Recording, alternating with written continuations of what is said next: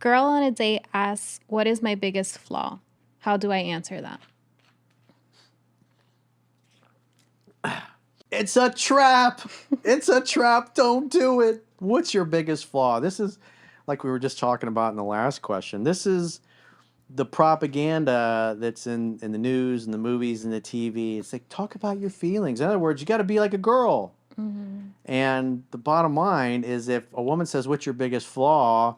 And you think, oh, now, okay, she wants to know all the worst things about me. And if I tell her, she's going to think, wow, what an awesome, honest guy. He talked about his feelings and emotions. And the reality is, like I was talking about in the last video, is that if you're sitting and having a good time with a woman on a date, and she's playing with her hair, and she's touching your arm, and she's leaning across the table, and her boobs are kind of hanging out a little bit, and she's exposing her neck to you, and her legs are pointed towards you, and she leans towards you, or she's leaning next to you.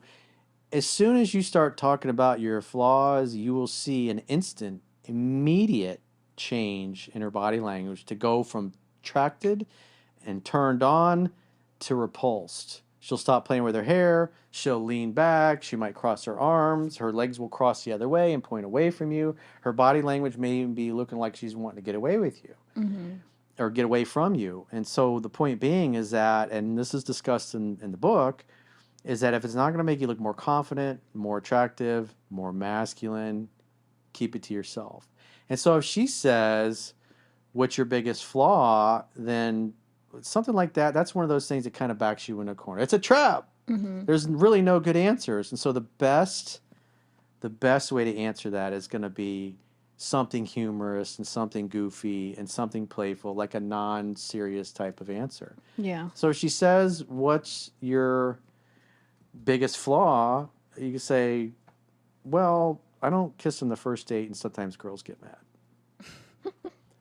Or, you know what? One time, when I was a kid growing up, I walked into the kitchen. I grew up in South Florida, and I flipped on the lights, and this giant fucking palmetto bug went. Because anybody that grows up in Florida, you walk out in the middle of the night and you flip the lights on, the palmetto bugs come out and crawl around. And when the lights get turned on, they freak out and they start flying around, and they usually they end up going like right for your face. Yeah. So you can say something like that, and it's like, I saw a palmetto bug and it chased me and it freaked me the fuck out. And I was 8 years old. I was very traumatized by that.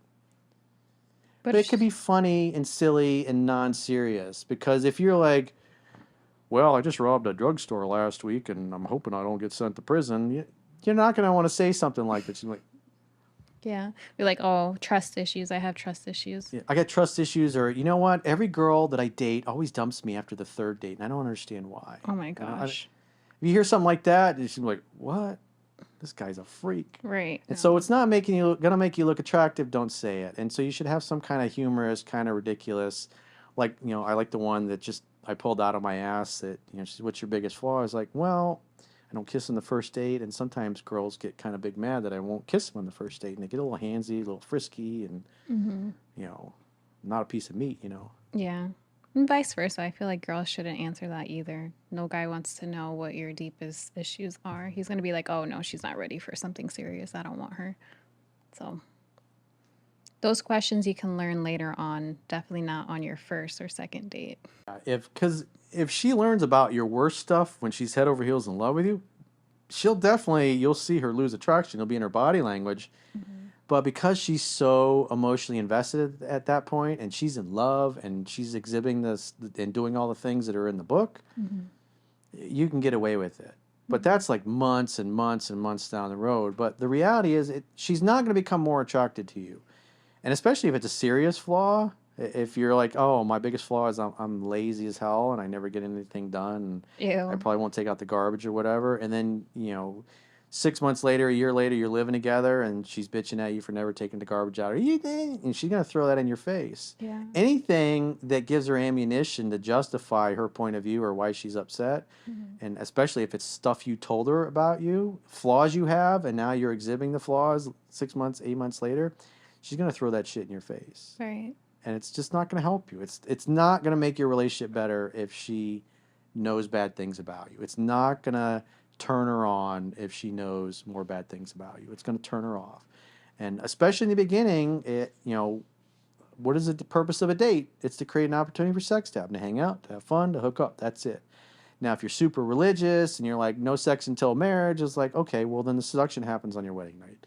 But other than that, everything else is still the same. It's the same process.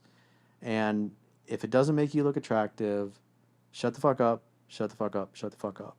Keep it to yourself. Don't Yeah. tell her. Tell her something funny and ridiculous when she asks you that question. Because quite frankly, it is a ridiculous question.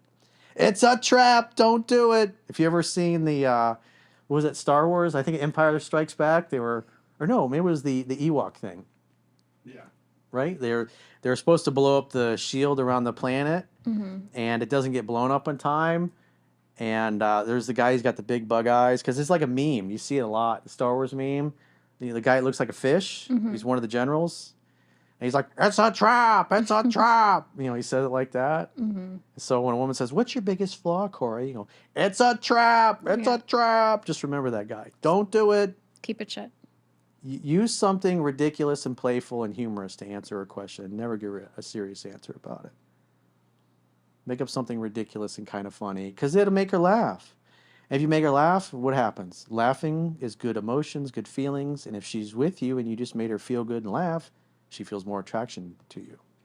And that means the chances of you getting laid that night, they increase a little bit more. So do things that get you to the promised land.